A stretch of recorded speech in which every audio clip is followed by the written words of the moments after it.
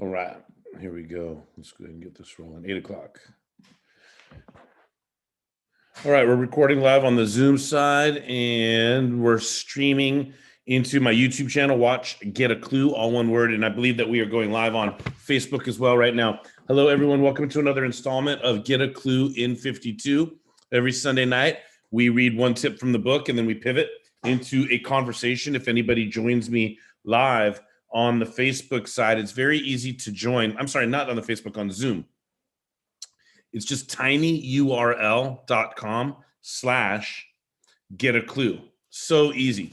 Get a clue in 52. So there's 5 categories, 10 tips in each category, except the category that we're in right now, marketing. There's 12. There's so much to say when it comes to marketing. We put 2 extra tips in the marketing section to get a whole year's worth. So the first section that we covered in the beginning of the year was communication. We're in marketing now. Tonight is tip number 20 overall, and it's number 10 from the marketing section. So we'll do 2 more tips next week, the week after in marketing before we move on to networking. Networking is a form of marketing, but networking is so much more important than that. Relationships, quality of people in your life, etc. So I'm really already looking forward to the networking section, but not before we get through marketing. Tonight's tip and then 2 more. I want to say hello right away to Patty, who's joining on the Zoom side. Thank you so much for being here. That means we'll have something to talk about after I read tonight's tip. But if anybody else wants to come by into the Zoom side, it's very easy. tinyurl.com/get a clue. And on point, let me go ahead and say hello to Charlie from South Africa, who per normal is joining as well. It's good to see you, my friend. We'll get to some live interaction in just a minute. This is the second edition of the book. I wrote the first edition back in 2019 with all of its imperfections, most of which I found last year in 2020 as I went through reading every tip last year. So this is the second year I'm doing it. This is actually the 72nd week in a row that I'm reading a tip, if you will, which is pretty cool. But yeah, there's lots of merit, I guess, in done versus perfect. Done is better than perfect. Once you get something done, then you can get feedback from the marketplace and then make improvements. So I'm really happy about this version of the book, not just because I improved so many mistakes, typos, formatting errors, picture selections, all kinds of things that I improved on, but I added a bonus chapter in here for the integrity game. I'm really excited about this. I was very fortunate last week to deliver the integrity game twice. I did a virtual keynote, a 2-hour event for the Project Management Institute of Orange County. That was Wednesday night. And then the very next morning, I led like a 3-quarter day workshop, integrity game workshop, where the front end was the keynote laying out the totality of the integrity game. There's 10 points to it. And then the second half, we did a cluba dive, a deep dive on the 4th point, which happens to be goal setting. And I'm getting a lot of momentum on this integrity game thing. So for no other reason, get the book to read the bonus chapter on the integrity game, because the next book I come out with will either be the completed version of the integrity game or another book I'm working on around masterminding and peer advisory, which is going to be another focus area for me. Now, having said all of that, let me go ahead and just share with you that I had this dedication section. And because I was so excited about my first self-published book, I actually have about 17 different entries when it comes to dedications. In the last 19 weeks leading up to tonight, I must have forgotten to read 1 or 2 of them, because here we are at 20 weeks and I'm going to read the 17th and final one and before I get into tonight's tip. But here it goes. ... To my students/clients, all of you, past, present, and future, your growth is the reason I do what I do. Your success is the reason for all of it. So please be fearless in your continued commitment to personal and professional growth, my friends. All my love, Jeffrey. So that's after thinking about 16 other people that are really important in my life and my world. Now let's go ahead and get into marketing. Being that tonight is the 10th tip, I'm going to go ahead really quickly and review the first 9 tips. Tip number 1 in this section was know what you need to know, then know it. And it was just my way of creating like a bullet list, previewing the next 11 tips, right? It's a survey. It's of the things that I think somebody that doesn't know anything about marketing would want to know to start getting good at marketing, or a good marketer that wants to get better, or somebody that is questioning the success of their marketing. Maybe they feel like they're a good marketer, but they're looking at the numbers in their business saying, hey, what's going on here? You could look at these 11 items, say, where can I do a better job? You can pick one or two of the 11 and really focus on doing a better job there, and then deal with the others as you go. So it's kind of like a survey. Those are the 11 things that I think a good marketer needs to know, or a marketer that wants to get better.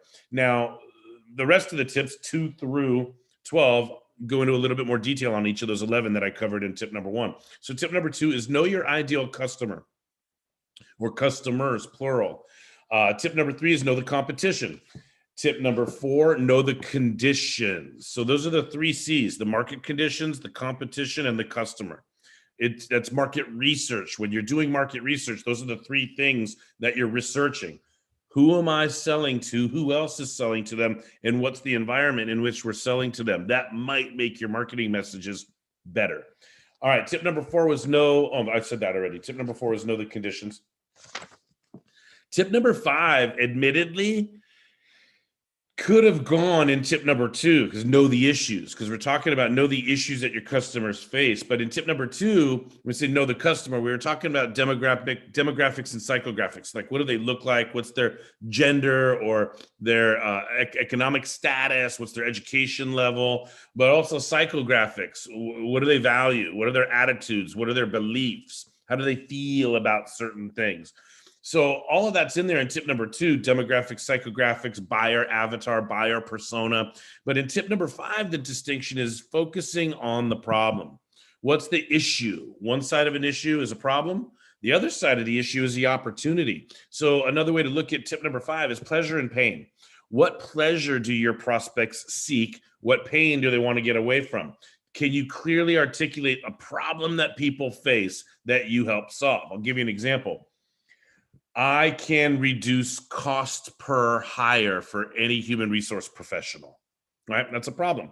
HR professionals, they hire, it takes money to hire, especially if a position open for a certain amount of time.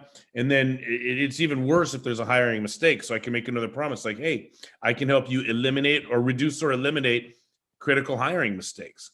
So I'm speaking into an issue, right, that somebody has, that particular segment of market. So that's just an example. We can get into all kinds of other things. Again, I'm doing a review. Tip number 6 is to know your stuff. This is a really neat conversation when it comes to sales as well. We're not in the sales section yet. We'll get there.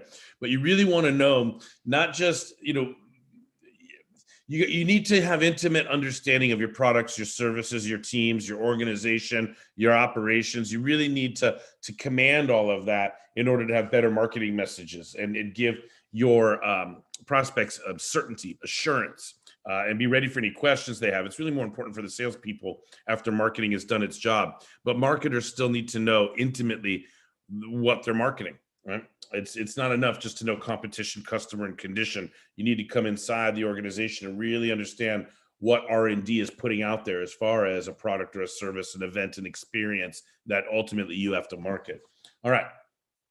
Tip number 7 is so fun for me. It's just a fun conversation that we're going to get into again tonight. Know your brand. Know your brand or brands.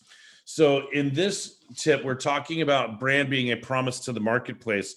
And I focused on the notion that we can have a personal brand, we can brand a product, we can brand a service, we can brand a team, we can brand an organization. Each of these different aspects of an organization, the organization itself, the team, the department, the products, services, investments, experience, and the people that make all of that happen.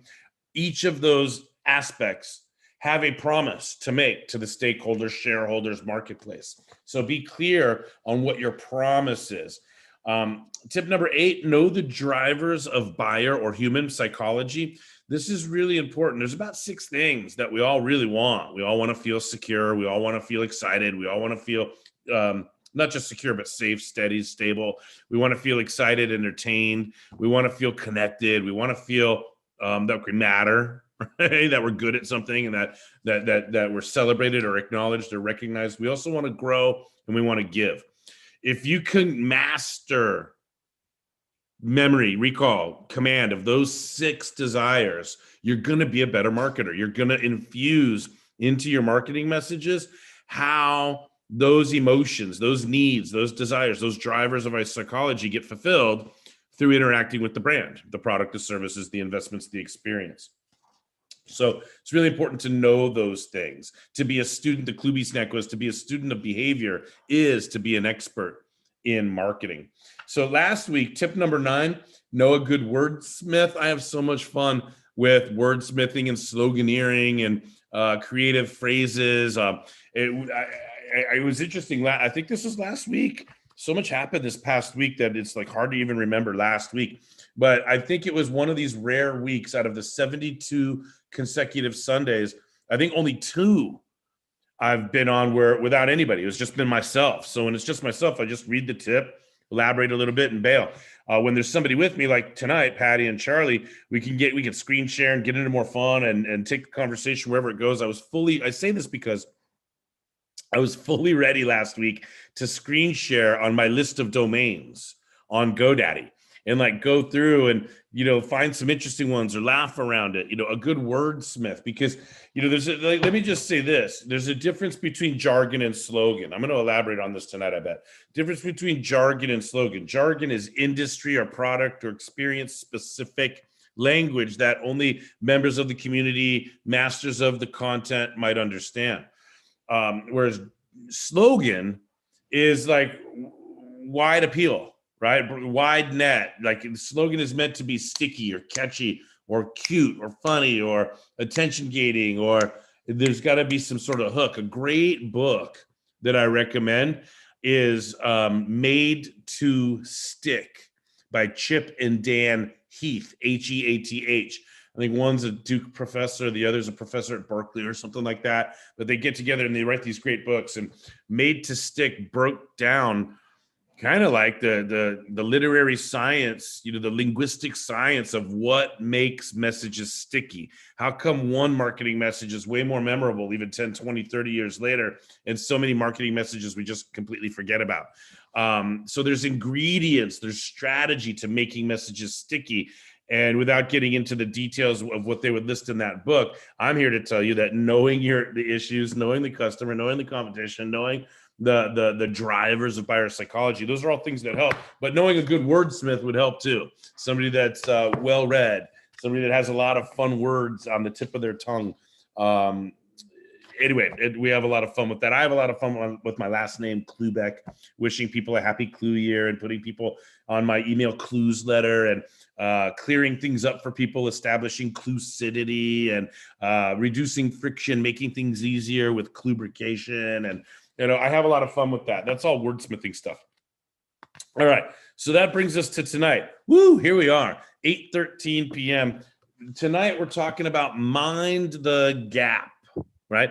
Pay attention to the difference. Hey, Michael, I see you out there on Facebook. Thanks for chiming in, brother. Anybody that's out there on the Facebook side, hello to you. We're doing another installment of Get a Clue in 52. This is tip number 20 overall, number 10 from the marketing section. And I'm going to go ahead and get into the word for word read. So mind the gap, brand versus branding. Before I get into this, mind the gap is something that I came up with almost 9 years ago. I think it was 2012. I was in London with my wife. She had a 2-week work assignment, but it overlapped with the London Olympics, my first time ever in London. So I got to backpack and go in and out of town. She was staying for work like 40 minutes outside of London. But every day I was taking the train and the subway to go. Anyway, the underground, right? Mind the gap, mind the gap, mind the gap. You hear it over and over and over and over and over. It burns into your brain. You hear it when you're sleeping. Mind the gap. Mind the gap. But what they're telling you to do is pay attention to the distance in between the train and the platform. It's like a matter of life and death. Well, I flip this to what's the difference? Pay attention to the difference. Mind, pay attention to the gap, the difference. But let's apply this instead of the difference between the distance between the train and the platform. 2 words that get used interchangeably. There's often in our, language is ambiguous, first of all. There's denotative meaning, there's connotative meaning, there's cultural usage and assimilation of words, and the meaning of words changes over time. That's just natural. Language is ambiguous. And because of that, I often observe people using terms interchangeably if we paid attention to the difference between those terms, we might find something meaningful, or something that in my world helps me explain motivation or accountability or engagement, enrollment, which is, those are the ingredients of the integrity game. So when we're talking about mind the gap, I'll give you examples. What's the difference between jealousy and admiration? What's the difference between success and achievement? What's the difference between mentoring and coaching? What's the difference between therapy and coaching? What's the difference between bravery and courage? Right? We're not going to answer any of those individually tonight. Maybe one day I'll write a book of 52 Mind the Gaps, because I'm accumulating several. But one of them is this: brand versus branding.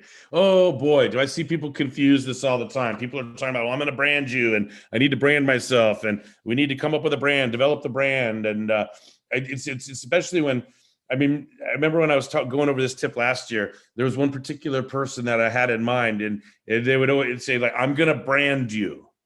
And what that person meant was, I'm going to help you create a brand.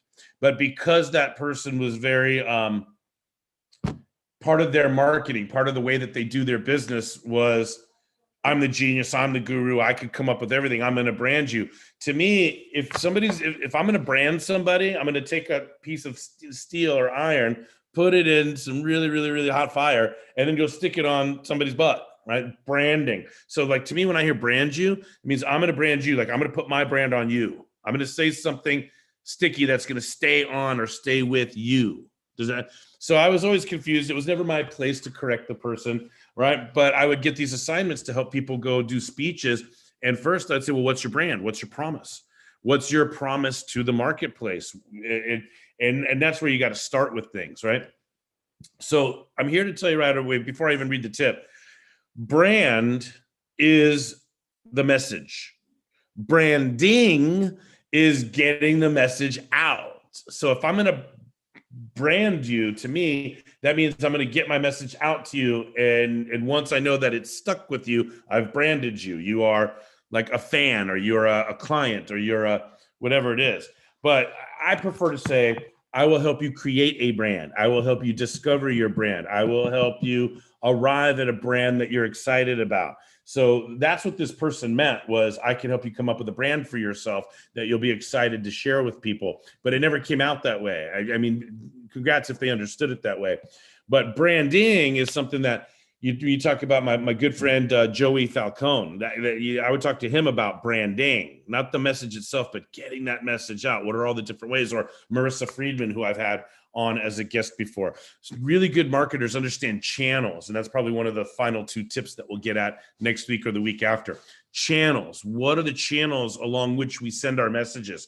That's branding, getting the message out. Social media, email, wearing clothing, the slogan on the that you put on a pen or at the bottom of an email address, or there's all kinds of messages that I'm putting into this book for branding purposes, right?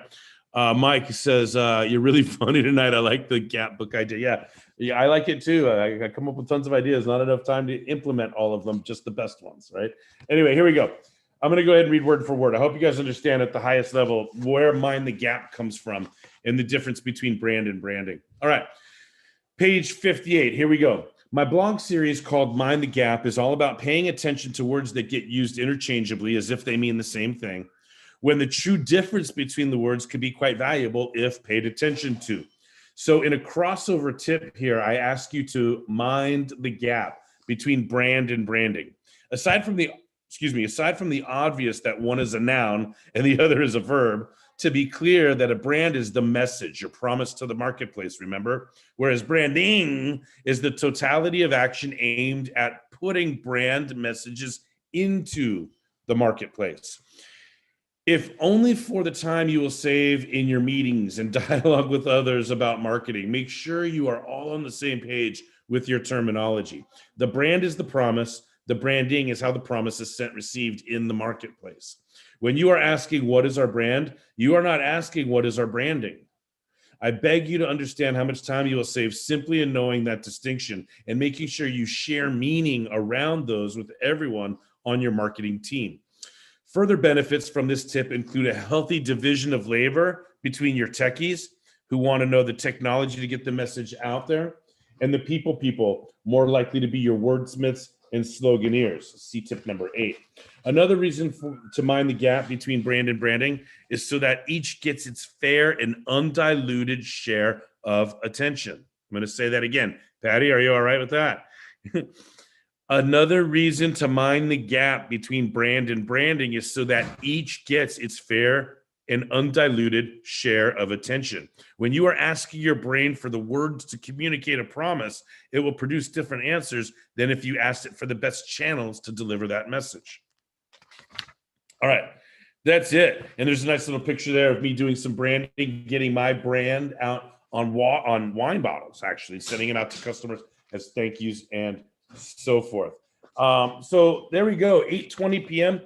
That's tip number 20 overall, 10 in the marketing section. And now waiting patiently for the last 20 minutes to get into the conversation. Let me go ahead and adjust my audio and we'll turn things around, Patty and Charlie. All right, let's see if this is working here. Let me go ahead and test. Can you hear that? Test. All right. I assume you guys can hear me. Can you guys hear me, Patty, Charlie? You guys are we're good. Still muted. All right, there we go. Hey, what's happening? Happy Sunday. Happy Sunday to you. All right, any comments, questions, thoughts about brand versus branding? Tip number 10 in marketing? I don't know, when you said success versus achievement, I was like, yeah, I want to hear that one. Well, different people, all right, real quick, different people define success differently, you know? Yes, I agree. They ought right? to. So some people, there's what I mean by that, or this would make more sense to you. What's the difference between fame and achievement? Mm-hmm. Right? So being famous doesn't mean that you've achieved anything other than that, unless people know, a lot of people knowing you is the achievement, right? So like, in other words, somebody like rich to me isn't successful. Rich is rich, right? But you could have won the lottery or you could have inherited money, right? So what, you were successfully born into a rich family, or you successfully scratched off a piece of paper with some silver crap on it, right? So, but an achievement, writing a book, getting a degree, becoming certified, Charlie's mustache, that is an achievement. That is a successful mustache. Charlie, I see you, man. So you know what I'm talking about? Like accomplishing something, I did something, I put effort into something, I risked vulnerability. There was challenges, there was setbacks, there was obstacles, there was difficulty, there was growing pain, and I did it anyway. That's achievement, right? And then success, the word success gets watered down, right? So you pay attention to that difference. John Wooden said, never mistake activity with achievement. So there's a lot of people that are busy all the time, but they're not necessarily achieving anything, but they want to mix the two together. And if we pay attention, mind the gap, then there's some accountability in there, right? So that's the thing. When we pay attention, what's valuable? Why pay attention to the difference between two things unless the difference between them was valuable? So the difference between six. Okay, now there was a deep dive there. Yeah. Well, what I'm gonna get, here's what I'm getting. I was thinking of my next example before I finished the first thought. So correct, here's the deal. Is it valuable to pay attention to the difference between 6 and half a dozen? Is it valuable to pay attention to the difference between 5 plus 1 or 7 minus 1? I'm saying the same thing in both different ways, but the difference between them isn't that there's no motivation or accountability in observing the difference between those two things, right? But when I look at the difference between jealousy and admiration, I could say, guess what? The jealous person doesn't want the other to succeed, where the person that has admiration is totally fine with the person. So I could say the person who believes they can do anything they want on their own is more likely to admire others when they achieve stuff. The person that doesn't believe in themselves is more likely to be jealous of others. So when you pay attention to that difference, what we see is super valuable. Belief in self. So if you'd rather be in admiration than jealous, then start believing in yourself and you'll turn the scale. So that's what I'm getting at. Mind the gap when we find something that helps us have a motivational conversation or an accountability conversation, or, helps us play the integrity game somehow, right? Mm-hmm. So nice comment to open us up. By the way, maybe one of the reasons I'm excited, Patty, is because I got my second COVID shot today.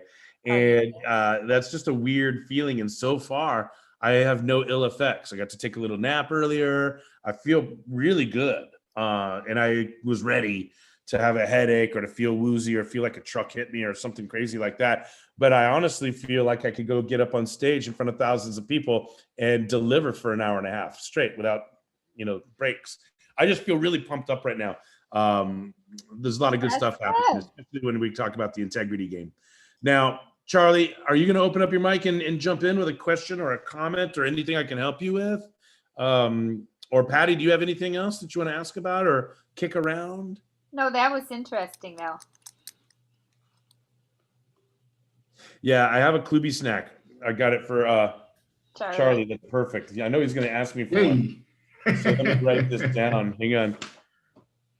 But before I get to the Klubi snack, Charlie, I'll hold it to the end.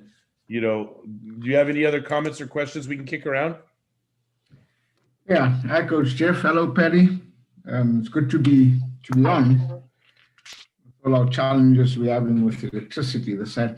But anyway, Coach Jeff, while you were going through reading the word by word and hang on real quick, Charlie. Let me say hello to an old friend, Tammy, way back in the day from El Camino Real High School. Tammy, it's nice to see you. Hope you're enjoying Get a Clue in 52. Tip number 20 tonight. Go ahead, Charlie. Good. What came to my mind was something that I need a lot of clarity on. And you mentioned it, the difference between a mentor and a coach. Yeah. Okay. Do you want me to elaborate? Yes, please. Okay. Let me just, raise your hand and swear not to hold me accountable to this, other than that this is just my take on it.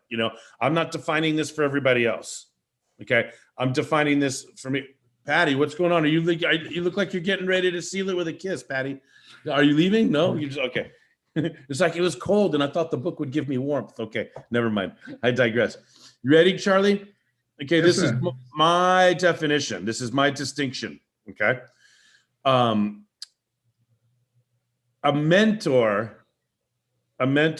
is going to teach you how to do exactly what they do. Does that make sense? If I'm going to mentor you, that means that I'm going to teach you how to speak and how to coach and how to train and how to deliver soft skills. I'm going to teach you motivation plus accountability equals results. Real quick, let me pause just to say hello and tip my cap to Nancy. It's so nice of you to chime in on a Sunday night. Welcome to this installment of Get a Clue in 52. We're talking about brand versus branding. The brand is the message, the promise to the marketplace, but branding is the process of getting that message out. So I'm joined by Patty and Charlie from South Africa. And Charlie, you asked about the distinction between mentor and coach. So here's the deal. This is what I believe. If I'm going to mentor you, I'm going to teach you how to do exactly what I'm doing. That means watch me, shadow me, sit by my side, observe me, take notes on what I do, watch video of me doing what I do, right? Practice what I'm doing, exercise what I'm doing, study what I'm doing, be able to explain what I'm doing, teach somebody else what I'm doing in order to learn what I'm doing better. So you can do exactly what I do, which is deliver soft skills through coaching, consulting, teaching, or training. Got it? By distinction, a coach, if I'm coaching you, I'm helping you get whatever you want, regardless of whether I've done it. Regardless of whether I've done it. Meaning, a coach needs to know how to get people to take action that they weren't taking. A coach needs to help people change behavior. A coach, in my world, needs to understand how do we motivate people, and then how do we hold them accountable. By the way, you can't do either of those unless you get them engaged. So I teach how to, I get people engaged or enrolled with me, believing that my coaching is going to help them get what they want. And then I help them understand that the ways that I will motivate them and the ways that I will hold them accountable. And they have to believe in themselves the rest of the way, right? You hear a lot of people that are shopping for coaches, okay, that say, oh, I only want to coach somebody that is doing what I'm doing. I'm not going to take coaching from anybody that hasn't succeeded in what I'm doing. Well, I would argue that that's mentoring, not coaching, okay? I could be great at real estate, but have no idea how to coach you. Coaching is a distinct thing to learn. Does that make sense? Oh, Mike, thank you, Michael. You appreciate that distinction. So that's where I'm at with this. If anything you want to do, If I can motivate you, hold you accountable, you're going to get there better, right? Motivation means one, help you select strategy. Now, I might help you select strategy better if I've done what you want to do, right? But the strategies that work for me as a fast-paced, variety-oriented extrovert aren't necessarily going to work for a slow-paced, certainty-driven introvert, right? So, coaching is I have to help you get there no matter what, whether I've done it or not. Doesn't matter. I just, I'm going to apply coaching strategy, coaching terminology, coaching sessions, coaching dialogues, coaching tactics, the power of persuasion, motivation, accountability, integrity. I'm going to be using all of that to help you or anybody get what they want, whether I've done it or not. Now, if you want to be a world-class coach, I can mentor you. But if I'm mentoring you, I'm just showing you how to do everything I do, whether I know how to coach or not. Does that make sense? Right? A financial advisor can mentor somebody else to be a great financial advisor, whether they know coaching or not. Right? So I could go to a mentor and say, hey, I'm a mentor. And I could ask that mentor, oh yeah, what are the 4 things you take somebody through in a mentoring session with your client? They won't have an answer. That means they don't know how to coach. Does this make sense to you? Is this helping? Yes, absolutely. Absolutely. So would it be that a mentor is more transferring skills and a coach, since you had mentioned the motivation and the accountability, this is really cool. Tell you what, where they meet, where coaching and mentoring meets. As a matter of fact, I have a much bigger discussion on this. It's a whole jam. Think about this: a teacher, a coach, a mentor, teacher, coach, mentor, consultant. Where they all overlap or intersect is content. Do you understand? Content is king. So a teacher is going to deliver content, but their goal is that you know it. Okay, a trainer is going to deliver a content, but their goal is you can do it. A consultant's going to deliver content, but their goal is to get you to pay me for my content or my summary, my analysis, my assessment, right? A coach is going to deliver content, but around coaching and around strategy, right? A mentor at some point has to deliver content as well. Okay, but then so a vertebrae, a central nervous system for all of these things is content. Okay, but the objective of each distinction differs. A teacher, they want to impart knowledge. A trainer wants to impart doability. I can study a book, go to class, take notes, pass a test without actually being able to do anything different. Does that make sense to you? So there's a difference between education and training. There's a difference between training and consulting, right? Consulting is I have a work product to deliver that the organization doesn't want to do for themselves. So I'm not going in and teaching them how to do something they can't do. I'm going to go in and do it for them. But it's based on my subject matter expertise that I have. It's still content is at core. Now coaching, right? We have all kinds of content. If I turn my computer around and showed you my bookshelf, the webinars I've visited, the workshops I've done, the certifications, the trainings, the books, I have to be loaded with strategy that I can suggest to people, or I have to let my fingers do the walking and help them find strategy. But strategy is the easy part. So to your question is, there's skills that get imparted. Well, that can happen in training, coaching, mentoring. When you say skills, you got 1 foot in content. So imparting skills, that could happen when I'm training somebody, not coaching them. Does that make sense? Yeah. So you're asking, what's the difference between a coach and a mentor? Now, when you say imparting skills, well, that's primarily the job of a trainer. Now, does a mentor have to do a little bit of training, a little bit of coaching, a little bit of, you know what I'm saying? It's not a mutually exclusive thing, but you want to focus, like purpose is the main question you're asking. What's the purpose of a mentor? Purpose is you could do everything I can do. What's the purpose of a trainer? You could do something that you couldn't do before. What's the purpose of a consultant? You're going to pay me for something I can do that you can't do. What's the purpose of a coach? You're going to pay me to help you do whatever you want to do. Got you. Does that help? Yes, absolutely. Yeah, it's a great question. The mind the gap thing is pretty hot tonight. I thought I was gonna be talking about brand versus branding, but it seems like there's more curiosity in mind the gap, paying attention to 2 things that on surface get used interchangeably or appear to be similar words. But when we pay attention to the difference, we might find something really special. And so there's lots of, I've written articles on this. I've published articles in Funnel Magazine and elsewhere. You could search it up online. But the difference between coaching and mentoring, the difference between coaching and teaching, the difference between training and consulting. I've written about these things. It's out there.